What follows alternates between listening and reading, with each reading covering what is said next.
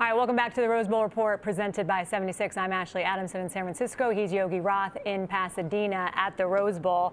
Utah falling to Ohio State 48-45 is the final. A heartbreaker for the Utes, but still a lot to celebrate in the season that was for Kyle Whittingham's program, and one that we are going to remember and talk about for a really long time.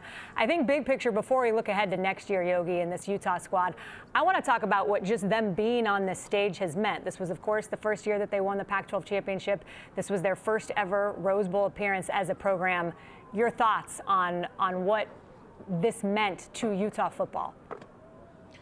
Well, you just looked around the stadium, and it felt like a home game for Utah. It felt like it was Rice-Eccles. It felt like it was 8 to 80% Utah fans, 20% Ohio State. And they brought it. And I think this is going to be an incredible moment for this program. Not only remember what this season was, as we talked about, what tonight was, as we've discussed and broke down, but what this does for the program.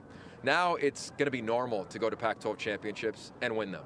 It's going to be normal to play in games like the Rose Bowl and compete for the college football playoff. And I think that's the big takeaway for this program since Kyle Whittingham took over and then ushered it into this conference. Now they're real. They're a big dog in major college football, and I don't see them going anywhere.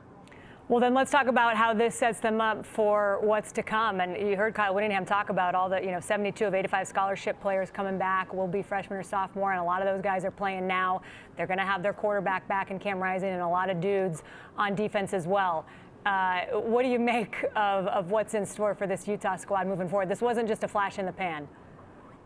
No, I think right now the Pac-12 is Utah's league, and you have to give them that credit in terms of how they handled Oregon the last two times that they played them, who was wearing the crown within this league, and how they played even tonight against one of the more talented rosters in the country. I mean, I don't care that players opted out for Ohio State.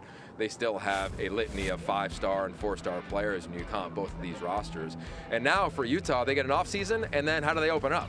They bring all those players back and they go to Gainesville, and that will not feel like a home game. That will be a true road game to kick off next season. I think they're a top 10 team next season, maybe even higher, maybe top 5 with all the players you see returning. And if they can win against Florida, they will have that win that will carry the conversation for the Utah Utes around the college football playoff next season. Looking forward to that. September 3rd at Florida. That is going to be a good one. Yogi, we got 30 seconds left. I'm going to let you take it home. And if one final thought from what you saw today and what you've seen this season from Utah. Well, overall, what a joy to be around people and fans. And we didn't have this a year ago, Ash. And here we are talking and celebrating a team and a season, and one that I think in our careers we will never forget. Utah Utes 2021, how beautiful it was.